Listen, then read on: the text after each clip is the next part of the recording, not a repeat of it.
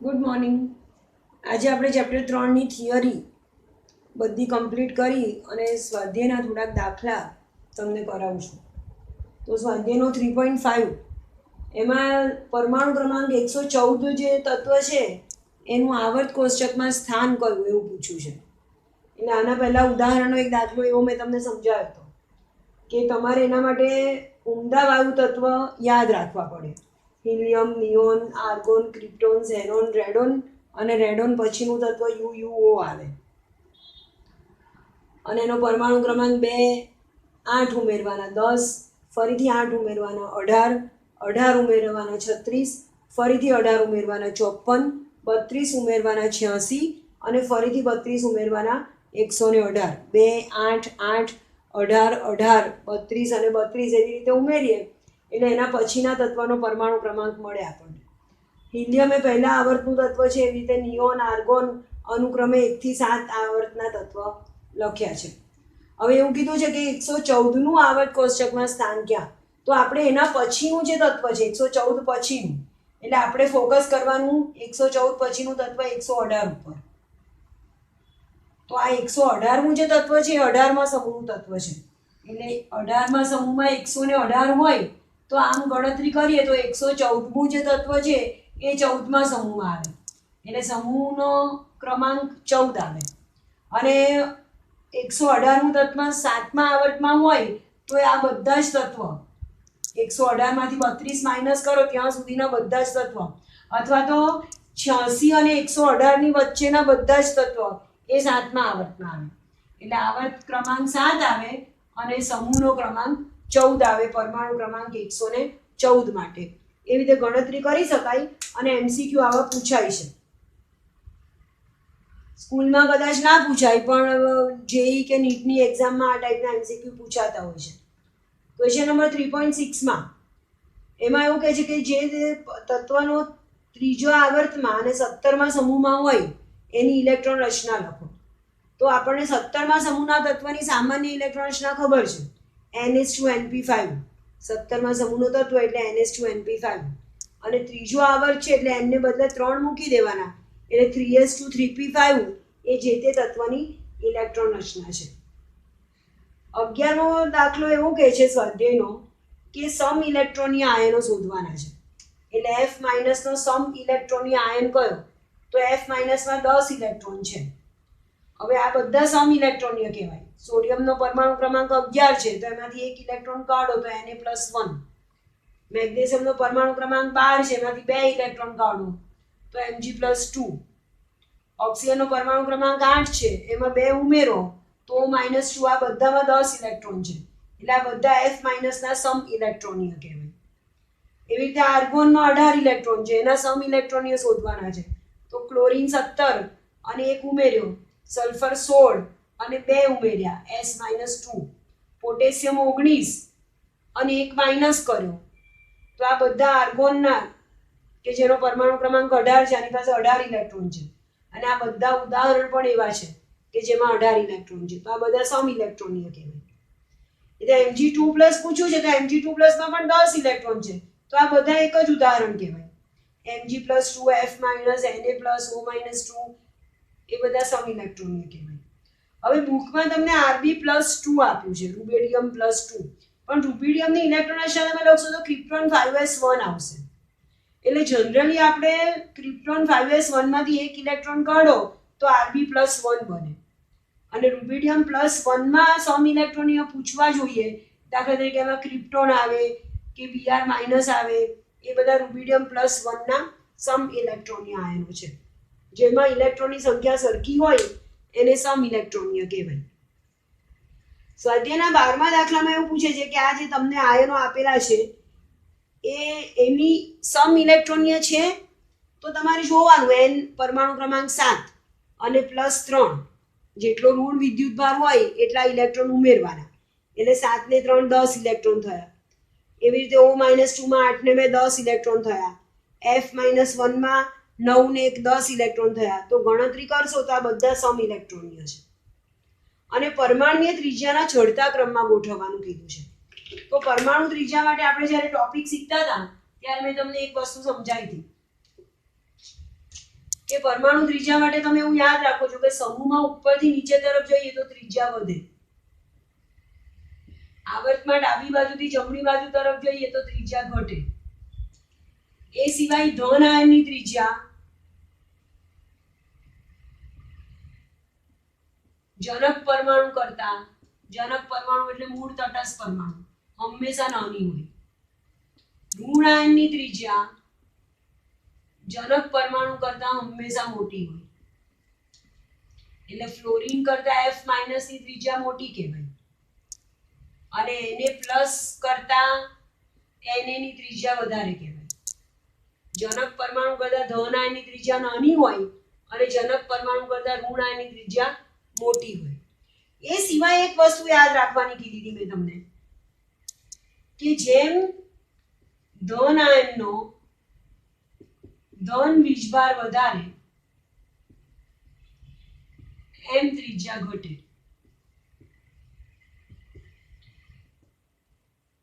અને જેમ ઋણ આયનનો ઋણ વીજભાર વધે એમ ત્રિજ્યા વધે. પણ આ કોને લાગુ પડે? સમ ઇલેક્ટ્રોનીય આયનોને. જેમ ધન આયનનો ધન વીજભાર વધારે એમ ત્રિજ્યા ઘટે અને જેમ ઋણ આયનનો ઋણ વીજભાર વધે એમ ત્રિજ્યા વધે. એ સમ ઇલેક્ટ્રોનીયને લાગુ પડે. તો આપણને જે ઉદાહરણ આપે છે બધા સમ ઇલેક્ટ્રોનીય છે, બધા પાસે 10 ઇલેક્ટ્રોન છે. તો આ બધા નિયમો અહીંયા લાગુ પડશે અને ગણતરી કરીશું તો A+3 નો ધન વીજભાર સૌથી વધારે છે એટલે એની ત્રિજ્યા ઓછી. પછી Mg2+, Na+. હવે જેમ જેમ ઋણ આયનનો ઋણ વીજભાર વધતો જાય એમ ત્રિજ્યા વધતી જાય એટલે F- O- 2 અને N-3 આ આયનોનો ત્રિજ્યાનો ચડતો ક્રમ છે. આ પણ MCQ માં બહુ અગત્યનો MCQ છે. ક્વેશ્ચન નંબર 3.15 માં તમને એવું પૂછ્યું છે કે એક હાઇડ્રોજન પરમાણુની ઉર્જા 2.18 × 10⁻18 જૂલ છે. તો એક મોલ હાઇડ્રોજન પરમાણુની ઉર્જા કેટલી? તો મોલ એટલે 6.022 × 1023 વડે ને ગુણી નાખશો એટલે તમને જવાબ મળશે 13.13 × 10⁵ જૂલ પ્રતિ મોલ. ક્વેશ્ચન નંબર 3.19 માં તમને બોરોન, એલ્યુમિનિયમ, ગેલિયમ, ઇન્ડિયમ અને થેલિયમ એની આયનીકરણ એન્થાલ્પીનું મૂલ્ય આપ્યું છે અને એનું તમારે થોડુંક એના પર ફોકસ કરીને કેમ આમાં અનિયમિતતા છે એ સમજાવવાની છે. એટલે આપણે સમૂહમાં જનરલી ઉપરથી નીચે તરફ જઈએ તો આયનીકરણ એન્થાલ્પીનું મૂલ્ય ઘટવું જોઈએ કારણ કે કદ વધે, કેન્દ્રનું ઇલેક્ટ્રોન પ્રત્યેનું આકર્ષણ ઘટે એટલે આયનીકરણ એન્થાલ્પી ઘટવી જોઈએ. તો બોરોન કરતાં એલ્યુમિનિયમની નિયમ પ્રમાણે ઓછી હોવી જોઈએ અને ઓછી છે, પણ બે અપવાદ છે. એલ્યુમિનિયમ કરતાં ગેલિયમની વધારે છે અને ઇન્ડિયમ કરતાં થેલિયમની વધારે છે. એનું કારણ પૂછ્યું છે. તો કારણમાં આપણે એવું લખીએ છીએ કે એલ્યુમિનિયમની ઇલેક્ટ્રોન રચના આવશે નિયોન 3s2 3p3, 3d માં કશું નથી. ગેલિયમની ઇલેક્ટ્રોન રચના છે આર્ગોન 4s2 3d10 4p3. એટલે ગેલિયમ પાસે 3d કક્ષકમાં ઇલેક્ટ્રોન છે જ્યારે એલ્યુમિનિયમની 3d કક્ષકમાં ઇલેક્ટ્રોન નથી. તો સ્ક્રીનિંગ ઇફેક્ટનો ક્રમ આપણને ખબર છે કે S કક્ષક કરતાં P કક્ષક, એના કરતાં D કક્ષક અને એના કરતાં F કક્ષકમાં ઇલેક્ટ્રોન જાય તો સ્ક્રીનિંગ ઇફેક્ટ ઘટે. એટલે અહીંયા D માં ઇલેક્ટ્રોન છે એટલે ગેલિયમની સ્ક્રીનિંગ ઇફેક્ટ ઓછી થશે. D ની સ્ક્રીનિંગ ઇફેક્ટ ઓછી હોવાથી કેન્દ્રનું ઇલેક્ટ્રોન પ્રત્યેનું આકર્ષણ વધારે. આ ગેલિયમની સ્ક્રીનિંગ ઇફેક્ટ ઓછી છે. એટલે સ્ક્રીનિંગ ઇફેક્ટ ઓછીનો મતલબ શું કે કેન્દ્રનું ઇલેક્ટ્રોન પ્રત્યેનું આકર્ષણ વધારે છે અને આકર્ષણ વધ્યું એટલે આયનીકરણ એન્થાલ્પીના મૂલ્યમાં શું થાય? વધારો થાય. એટલે એલ્યુમિનિયમ કરતાં ગેલિયમની આયનીકરણ એન્થાલ્પી વધારે છે. સેમ કારણ ઇન્ડિયમ અને થેલિયમમાં આવે. ઇન્ડિયમની ઇલેક્ટ્રોન લખો તો ક્રિપ્ટોન 5s2 4d10 અને 5p3 અને થેલિયમની લખીએ તો ઝેનોન 6s2 4f14 5d10 અને 6p3. ઇન્ડિયમની ઇલેક્ટ્રોન તમે જનરલ લખો તો 5s2 5p3 એટલે વચ્ચે 4d આવે, ભરાઈ જાય. અને થેલિયમની લખો તો 6s2 6p3 અને તમને ખબર છે 6s માં ઇલેક્ટ્રોન ગયા પછી પહેલા 4f ભરાય, પછી 5d ભરાય અને પછી 6p માં ઇલેક્ટ્રોન જાય. તો અહીંયા થેલિયમમાં 4f કક્ષક હાજર છે જ્યારે ઇન્ડિયમમાં એફ કક્ષકમાં ઇલેક્ટ્રોન નથી જતા. એટલે એફ કક્ષકની સ્ક્રીનિંગ ઇફેક્ટ ઓછી છે, અને જેમ સ્ક્રીનિંગ ઇફેક્ટ ઓછી એમ કેન્દ્રનું ઇલેક્ટ્રોન પ્રત્યેનું આકર્ષણ પ્રબળ, અને આકર્ષણ વધારે એટલે એની ડેલ્ટા આઈએચ નું મૂલ્ય વધારે, અને એટલે થેલિયમની ડેલ્ટા આઈએચ પ્રથમ આયનિકણ એન્થાલ્પીનું મૂલ્ય ઇન્ડિયમ કરતાં વધારે છે. આના વિશે આખું તમારે 12મા ધોરણમાં ડિટેલમાં ભણવાનું છે. સ્વાધ્યાયમાં ક્વેશ્ચન છે એટલે મેં તમને સમજાયો, બાકી આ એક્ઝેક્ટલી તમારે 12મા ધોરણમાં વધારે સારી રીતે તમે ભણશો. 20મો ક્વેશ્ચન એવું કહે છે કે ઓક્સિજન અને ફ્લોરિનમાં અને ફ્લોરિન અને ક્લોરિનમાં કમ્પેરિઝન કરો કે કોની ડેલ્ટા ઇજીએચ વધારે ઋણ છે. તો ઓક્સિજન અને ફ્લોરિન એટલે આવર્તમાં ડાબી બાજુથી જમણી બાજુ તરફ જઈએ તો ડેલ્ટા ઇજીએચ નું ઋણ મૂલ્ય વધે, એટલે આમાં ફ્લોરિનની વધારે કહેવાય. અને નિયમ એવું કહે છે કે સમૂહમાં ઉપરથી નીચે તરફ જાઓ એમ ઇલેક્ટ્રોન પ્રાપ્તિ એન્થાલ્પીનું ઋણ મૂલ્ય ઘટતું જાય. પણ આપણે અપવાદ શીખી ગયા ફ્લોરિન અને ક્લોરિન અને ઓક્સિજન અને સલ્ફરનો, તો ફ્લોરિન કરતાં ક્લોરિનની ડેલ્ટા ઇજીએચ નું ઋણ મૂલ્ય વધારે છે. એવી રીતે જવાબ લખું છું. સ્વાધ્યાયનો ક્વેશ્ચન 3.21 એમાં એવું કહે છે કે ઓક્સિજનની પ્રથમ ઇલેક્ટ્રોન પ્રાપ્તિ એન્થાલ્પીનું મૂલ્ય ઋણ છે, પણ તમને એવું પૂછ્યું છે કે એની દ્વિતીય ઇલેક્ટ્રોન પ્રાપ્તિ એન્થાલ્પીનું મૂલ્ય કેવું હોય. તો એની દ્વિતીય ઇલેક્ટ્રોન પ્રાપ્તિ એન્થાલ્પીનું મૂલ્ય પોઝિટિવ આવે છે. પ્રથમ ઇલેક્ટ્રોન પ્રાપ્તિ એન્થાલ્પી એટલે ઓક્સિજન એક ઇલેક્ટ્રોન મેળવીને O-1 બનાવે, એક ઇલેક્ટ્રોન દાખલ થયો અને એ દરમિયાન ઉત્પન્ન થતી ઉર્જા એને એની પ્રથમ ઇલેક્ટ્રોન પ્રાપ્તિ એન્થાલ્પી કહેવાય. એ નેગેટિવ છે. પણ O- બીજો એક ઇલેક્ટ્રોન હજી દાખલ કરીએ અને O-2 બને એટલે બેઝિકલી ઓક્સિજનમાં ટોટલ 2 ઇલેક્ટ્રોન દાખલ થયા, એક અને એક 2, તો એને એની દ્વિતીય ઇલેક્ટ્રોન પ્રાપ્તિ એન્થાલ્પી કહેવાય. અને એની દ્વિતીય ઇલેક્ટ્રોન પ્રાપ્તિ એન્થાલ્પીનું મૂલ્ય પોઝિટિવ છે. એનું કારણ શું આપીએ છીએ કે જ્યારે પહેલો ઇલેક્ટ્રોન દાખલ થતો હતો ઓક્સિજનમાં તો ઓક્સિજન તટસ્થ પરમાણુ હતો.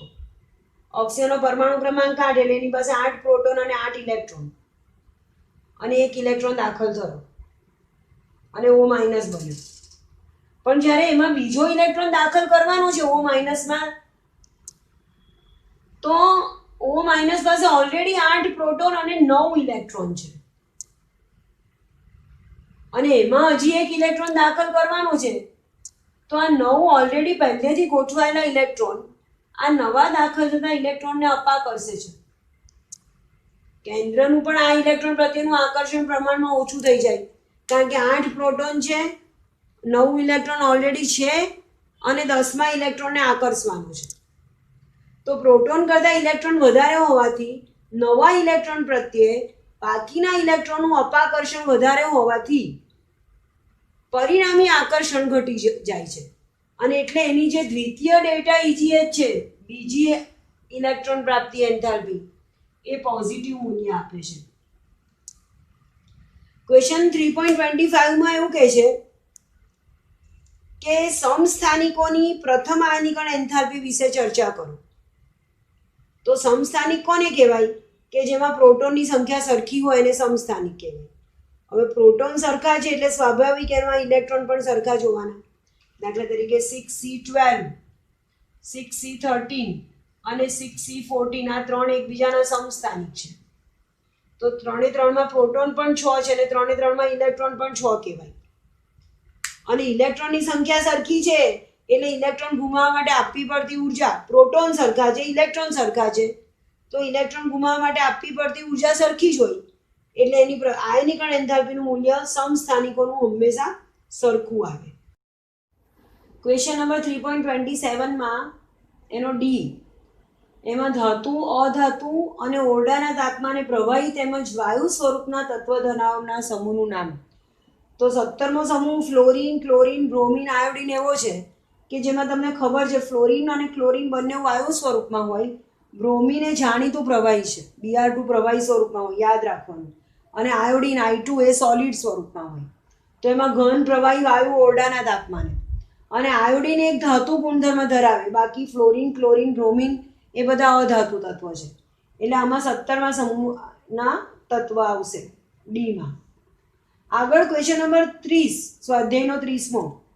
એમાં તમને ઇલેક્ટ્રોન રચના આપી છે અને એના પરથી તમારે એ તત્વનું આવર્ત કોષ્ટકમાં સ્થાન એટલે સમૂહ અને આવર્ત ક્રમાંક. ઇલેક્ટ્રોન રચના છે NH2NP4 એટલે P વિભાગનું તત્વ છે અને એની બાહ્યતમ કક્ષામાં 6 ઇલેક્ટ્રોન છે એટલે NH2NP4 ઇલેક્ટ્રોન રચના સમૂહ 16ની થાય એટલે આ 16મો સમૂહ અને ત્રીજો આવર્ત. એ રીતે બીજો ક્વેશ્ચન છે ઇલેક્ટ્રોન રચના તમને આપી છે N-1D2 NS2 અને n બરાબર 4 કીધા છે તો n 4 મૂકી દઉં તો 4s2 અને 3d2 એવી ઇલેક્ટ્રોન રચના થશે અને 4s2 3d2 એટલે ચોથો સમૂહ અને n બરાબર 4 છે એટલે ચોથો આવર્તનું તત્વ કહેવાય. એમાં ત્રીજું આપ્યું છે તમને N-2F7 N-1D1 અને NS2 અને N6 આપ્યો છે. N6 આપ્યો છે એટલે આવર્ત છઠ્ઠો કહેવાય. N6 છે એટલે આવર્ત એનો છઠ્ઠો કહેવાય. અને ઇલેક્ટ્રોન રચના હું લખું n બરાબર 6 મૂકીને તો 6s2 5d1 4f7 આવી ઇલેક્ટ્રોન રચના થાય અને આ તો લેન્થેનોઇડ શ્રેણીના તત્વ કહેવાય. 4f માં ઇલેક્ટ્રોન ગયા એટલે આંતર સંક્રાંતિ શ્રેણી લેન્થેનોઇડ શ્રેણીના તત્વ કહેવાય અને લેન્થેનોઇડ અને એક્ટિનોઇડ માટે આપણે સમૂહનો ક્રમાંક ગણતા નથી, ખાલી આવર્ત છઠ્ઠો છે એવું જ ગણતરીમાં લેવામાં આવે છે. સ્વાધ્યાયનો 31મો ક્વેશ્ચન તમને આવો એક આખો ચાર્ટ આપ્યો છે. તત્વ આપ્યા છે 6, બધાની પ્રથમ આયનીકરણ એન્થાલ્પી, બધાની દ્વિતીય આયનીકરણ એન્થાલ્પી અને એની ડેલ્ટા EGHની વેલ્યુ આપી છે અને આ 5 સવાલના જવાબ આપવાના છે કે કોણ સૌથી વધુ પ્રતિક્રિયાત્મક ધાતુ છે કે કોણ સૌથી વધુ પ્રતિક્રિયાત્મક અધાતુ છે. તો જવાબ આપતા પહેલાં હું શું કરું છું કે આ તત્વની આયનીકરણ એન્થાલ્પી અને ઇલેક્ટ્રોન પ્રાપ્તિ એન્થાલ્પીના આધારે એ તત્વના સમૂહ નક્કી કરી નાખું છું. તો આ જે પહેલું તત્વ આપ્યું છે એનું જો આયનીકરણ એન્થાલ્પી લગભગ એપ્રોક્સિમેટલી 500 કિલો જૂલ છે પ્રથમ આયનીકરણ એન્થાલ્પી અને દ્વિતીય આયનીકરણ એન્થાલ્પી 7300 એટલે આના કરતાં દ્વિતીય આયનીકરણ એન્થાલ્પીનું મૂલ્ય બહુ ઊંચું છે એટલે એનું એક જ આયનીકરણ આસાનીથી થાય છે, એક ઇલેક્ટ્રોન એ સરળતાથી ગુમાવે છે અને એની ડેલ્ટા EGHનું ઋણ મૂલ્ય પણ બહુ ઓછું છે એટલે આ સમૂહ એકનું તત્વ હોવું જોઈએ. સમૂહ એકનું તત્વ. એવી રીતે બીજું જે આપ્યું છે એમાં પણ પ્રથમ આયનીકરણ એન્થાલ્પી કરતાં દ્વિતીય આયનીકરણ એન્થાલ્પીનું મૂલ્ય ઘણું બધું વધારે છે એટલે આ પણ એક જ ઇલેક્ટ્રોન સરળતાથી ગુમાવે છે અને એની પણ ડેલ્ટા EGHનું મૂલ્ય ઓછું છે એટલે આ પણ પહેલા જ સમૂહનું તત્વ હોવું જોઈએ. હવે પહેલા સમૂહમાં આ બેની કમ્પેરિઝન કરું તો ઉપરના તત્વ કરતાં નીચેના તત્વની પ્રથમ આયનીકરણ એન્થાલ્પીનું મૂલ્ય ઓછું છે અને આ ડેલ્ટા EGHનું ઋણ મૂલ્ય પણ ઓછું છે અને જેમ સમૂહમાં ઉપરથી નીચે તરફ જઈએ એમ આયનીકરણ એન્થાલ્પી પણ ઘટતી જાય અને ડેલ્ટા EGHનું ઋણ મૂલ્ય પણ ઘટતું જાય એટલે આ જે ઉપરનું તત્વ છે આ સમૂહમાં ઉપરનું હશે પહેલા સમૂહમાં અને આ નીચેનું તત્વ હશે. આ જે ત્રીજું તત્વ તમને આપ્યું છે એનું તરત જ તમને ખબર પડે કે ડેલ્ટા EGHનું ઋણ મૂલ્ય બહુ વધારે છે અને પ્રથમ આયનીકરણ એન્થાલ્પી પણ ઘણી બધી વધારે છે. ડેલ્ટા EGHનું ઋણ મૂલ્ય વધારે છે એટલે 17મા સમૂહનું તત્વ હોવું જોઈએ અને એવી રીતે આ જે ચોથું છે એમાં પણ ડેલ્ટા EGHનું ઋણ મૂલ્ય બહુ વધારે છે એટલે આ બંને 17મા સમૂહના તત્વ હોવા જોઈએ. હવે એમાં પણ ઉપરથી નીચે તરફ જાઓ આના કરતાં આનું ડેલ્ટા EGHનું ઋણ મૂલ્ય ઘટ્યું અને આના કરતાં આની આયનીકરણ એન્થાલ્પી પણ ઘટી એટલે આ 17મા સમૂહમાં ઉપરનું તત્વ કહેવાય અને આ જે 17મા સમૂહનું એ નીચેનું તત્વ કહેવાય. પાંચમું જે તમને આપ્યું છે એમાં તમને તરત ખબર પડે કે ડેલ્ટા EGHનું મૂલ્ય પોઝિટિવ છે અને ડેલ્ટા EGHનું ધન મૂલ્ય એટલે બીજું કંઈ જોયા વગર એ 18મા સમૂહનું તત્વ છે એવી ખબર પડી જાય. અને જે છઠ્ઠું આપ્યું છે એમાં પ્રથમ આયનીકરણ એન્થાલ્પી 700 જૂલ છે અને દ્વિતીય આયનીકરણ એન્થાલ્પી 1400 છે એટલે પ્રથમ કરતાં દ્વિતીય આયનીકરણ એન્થાલ્પીનું મૂલ્ય બહુ એટલું બધું વધારે નથી, ડબલ હોય એટલે બહુ વધારે નથી. એનો મતલબ એમાં 2 ઇલેક્ટ્રોન સરળતાથી મુક્ત થાય છે અને પ્લસ એનો ડેલ્ટા EGHનું ઋણ મૂલ્ય ઓછું છે. ઇલેક્ટ્રોન 2 સરળતાથી ગુમાવે છે અને ડેલ્ટા EGHનું ઋણ મૂલ્ય ઓછું છે એટલે આવર્ત કોષ્ટકની ડાબી બાજુનું તત્વ છે અને એવું છે કે જેની બે આયનીકરણ એનું સરળતાથી થતું હોય, એટલે એ બીજા સમૂહનું તત્વ હોવું જોઈએ. તો એવી રીતે આપણે એક તો બધાના સમૂહ નક્કી કરી દીધા. હવે પહેલો ક્વેશ્ચન એવું પૂછે છે કે સૌથી ઓછું પ્રતિક્રિયાત્મક તત્વ કયું, એટલે કોણ સૌથી ઓછું એક્ટિવ છે. તો 18મા સમૂહનું જે તત્વ હોય એ સૌથી નિષ્ક્રિય તત્વ કહેવાય, ઓછું પ્રતિક્રિયાત્મક. એટલે 18મો સમૂહ એટલે આમાં 5મો જવાબ આવશે, આ આન્સર આવશે એમાં. બીજો ક્વેશ્ચન છે સૌથી વધુ પ્રતિક્રિયાત્મક ધાતુ. ધાતુમાં સૌથી વધુ પ્રતિક્રિયાત્મક એટલે પહેલો સમૂહ. પહેલા સમૂહની ધાતુ સૌથી વધુ પ્રતિક્રિયાત્મક કહેવાય. અને એમાં પણ તમારી પાસે પહેલા સમૂહના 2 એક્ઝામ્પલ છે, પણ સૌથી વધુ પ્રતિક્રિયાત્મક પૂછ્યું છે અને તમને ખબર છે કે સમૂહમાં ઉપરથી નીચે તરફ જઈએ એમ પહેલા સમૂહમાં પ્રતિક્રિયાત્મકતા વધતી જાય, એટલે આ નીચેનું તત્વ છે. એટલે આ જવાબ આવશે બીજા ક્વેશ્ચનમાં. ત્રીજો ક્વેશ્ચન છે સૌથી વધુ પ્રતિક્રિયાત્મક અધાતુ. અધાતુ એટલે 17મા સમૂહનું તત્વ. સૌથી વધુ પ્રતિક્રિયાત્મક અધાતુ એટલે સમૂહ 17 નું તત્વ આવે. આપણી પાસે ફરીથી સમૂહ 17 ના 2 તત્વ છે અને 17મા સમૂહમાં ઉપરથી નીચે તરફ જઈએ એમ પ્રતિક્રિયાત્મકતા ઘટે એવું શીખવાડ્યું છે મેં તમને. એટલે જેની ઓછી છે સૌથી વધુ પ્રતિક્રિયાત્મક અધાતુ અને ઉપરથી નીચે તરફ જઈએ એમ પ્રતિક્રિયાત્મકતા ઘટે એટલે ઉપરનું તત્વ એ વધુ પ્રતિક્રિયાત્મક કહેવાય. એટલે એમાં આન્સર ત્રીજો આવશે. આગળના ક્વેશ્ચનમાં MX2 બનાવનાર ધાતુ કઈ. MX2 એટલે દાખલા તરીકે BeCl2. X એટલે હેલોજન સમૂહ કહેવાય અને M એટલે ધાતુ.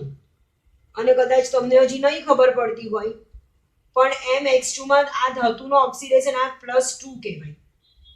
તો M+2 એટલે 2 એના ઇલેક્ટ્રોન સરળતાથી મુક્ત કરે. આપણે શીખી ગયા કે બીજા સમૂહના તત્વ એ +2 ઓક્સિડેશન આંક ધરાવે, એટલે જે સમૂહ 2 નું તત્વ હોય એનો જવાબ કહેવાય. એટલે આ સમૂહ 2 નું તત્વ એનો જવાબ કહેવાય. અને છેલ્લો ક્વેશ્ચન છે MX બનાવનાર ધાતુ. MX માં ધાતુ M નો ઓક્સિડેશન આંક +1 કહેવાય. અને આપણે એવું પણ શીખી ગયા કે પહેલા સમૂહના તત્વનો સંયોજકતા કે ઓક્સિડેશન આંક +1 છે. એટલે પહેલા સમૂહના આપણી પાસે 2 તત્વ છે, પહેલું અને બીજું બંને. અને આ બંને આમાં ચાલી શકે. આ તત્વ ઉપરનું તત્વ હોય કે નીચેનું તત્વ હોય, પણ સમૂહ 1 નું તત્વ છે એટલે ફ્લોરિન, ક્લોરિન, બ્રોમિન, આયોડિન કે જેને આપણે X સંજ્ઞા વડે બતાવીએ છીએ એની સાથે MX પ્રકારનું સંયોજન બનાવે.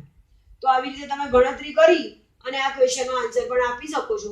આ પૂછાય હોય તો 4 માર્કનો ક્વેશ્ચન પૂછાઈ શકે.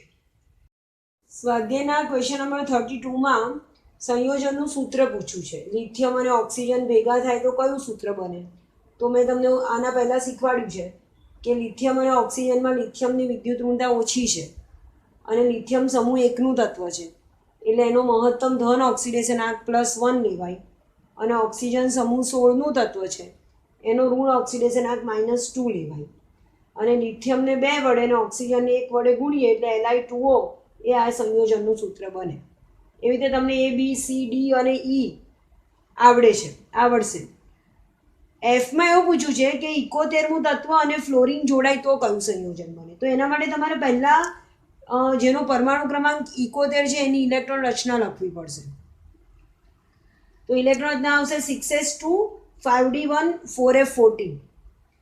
એનો મતલબ કે એની 4f માં 14 ઇલેક્ટ્રોન પતી ગયા છે, 6s માં 2 ઇલેક્ટ્રોન અને 5d માં 1 ઇલેક્ટ્રોન છે. એટલે આને જો સ્થાયી થવું હોય તો આ 6s ના 2 અને 5d નો 1 ઇલેક્ટ્રોન ગુમાવે તો એ સ્થાયી ઇલેક્ટ્રોન રચના પ્રાપ્ત કરે. એટલે એનો +3 ઓક્સિડેશન આંક સ્થાયી છે. અને સામે ફ્લોરિન કે જે સૌથી આખા આવર્ત કોષ્ટકનું સૌથી વધારે વિદ્યુત ઋણીય તત્વ છે એટલે એનો ઓક્સિડેશન આંક આપણે -1 લઈએ તો આ જે તત્વ છે એને ધારો કે E સંજ્ઞા વડે બતાવીએ તો E ને 1 વડે અને F ને 3 વડે ગુણીએ તો EF3 એ સંયોજનનું સૂત્ર કહેવાય. ત્યાર પછી તમને થોડાક MCQ આપ્યા છે. 33મા MCQમાં એવું કીધું છે કે આવર્તને કોની સાથે સરખાઈ શકો? તો યાદ રાખો છો આવર્ત એટલે મુખ્ય ક્વોન્ટમ આંક. 34મા MCQમાં કયો ઓપ્શન ખોટો છે? 4 ઓપ્શન આપ્યા છે અને ખોટો ઓપ્શન પસંદ કરવાનો છે તમારે. તો દેખીતો જ D વિભાગમાં 8 સ્તંભ એટલે સમૂહ ડી વિભાગમાં તો ટોટલ 10 સમૂહ હોય, એટલે આમાં એ ઓપ્શન ખોટો છે. 35માં એમસીક્યુમાં કયું પદાર્થ, કઈ વસ્તુ એવી છે કે જે સંયોજકતા કોષને અસર નથી કરતું એવું પૂછ્યું છે. તો સંયોજકતા કોષને કેન્દ્રનો વીજભાર અસર કરે, બાહ્યતમ કોષ, આંતરિક કોષ બધું અસર કરે, પણ કેન્દ્રનું દળ એ સંયોજકતા કોષને અસર કરતું નથી. 36માં એમસીક્યુમાં સમ ઇલેક્ટ્રોનિયસ સ્પીસીસના કદ એ કેન્દ્રીય વીજભારથી અસર પામે છે. 36માં એમસીક્યુમાં તમને એવું પૂછ્યું છે કે સમ ઇલેક્ટ્રોનિયસ સ્પીસીસ, દાખલા તરીકે F-, Ne અને Na+ ના કદ શેનાથી અસર પામે? તો કદ ઉપર કેન્દ્રીય વીજભાર અસર કરે છે. ક્વેશ્ચન નંબર 37માં આયનીકરણ એન્થાલ્પીના સંદર્ભમાં કયું વિધાન ખોટું છે એવું નક્કી કરવાનું છે. તો ખોટું વિધાન કયું આવશે કે એનના નીચા મૂલ્યમાંથી ઊંચા મૂલ્યવાળી કક્ષક કરતાં સરળતાથી ઇલેક્ટ્રોન દૂર કરી શકાય એવું ખોટું આવે. એનનું મૂલ્ય નીચું જેનું છે એ તો કેન્દ્રની વધારે નજીક છે, અને જેનું એનનું મૂલ્ય ઊંચું છે એ કેન્દ્રથી દૂર છે. તો જે કેન્દ્રથી દૂર છે એમાંથી સરળતાથી ઇલેક્ટ્રોન દૂર કરી શકાય, એટલે આ ખોટું વિધાન છે. ક્વેશ્ચન નંબર 38માં તમને બોરોન, એલ્યુમિનિયમ, મેગ્નેશિયમ અને પોટેશિયમ આપ્યા છે અને ધાતુ ગુણનો ક્રમ લખવાનો છે. તો સૌથી પહેલાં તો આપણે એને આવર્ત કોષ્ટકમાં ગોઠવવા પડે. તો બોરોન એ 13મા સમૂહનું તત્વ છે, એની નીચે એલ્યુમિનિયમ આવે. મેગ્નેશિયમ એ બીજા સમૂહનું તત્વ છે અને એલ્યુમિનિયમ અને મેગ્નેશિયમ એક જ આવર્તમાં આવે. અને પોટેશિયમ એ પહેલા સમૂહનું તત્વ છે અને મેગ્નેશિયમની નીચેવાળા આવર્તમાં આવે. આવી રીતે એને પહેલાં ગોઠવવું પડે.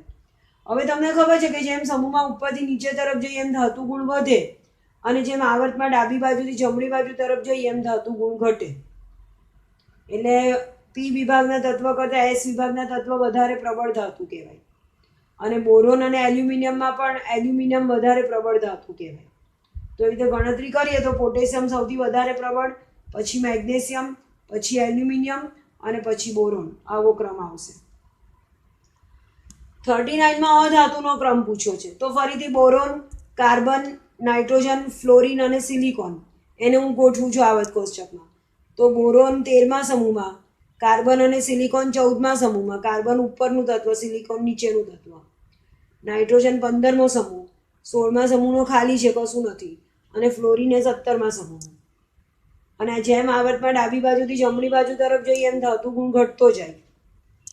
અને સૌથી વધારે અધાતુ ગુણ કોનો કહેવાય? ફ્લોરિનનો.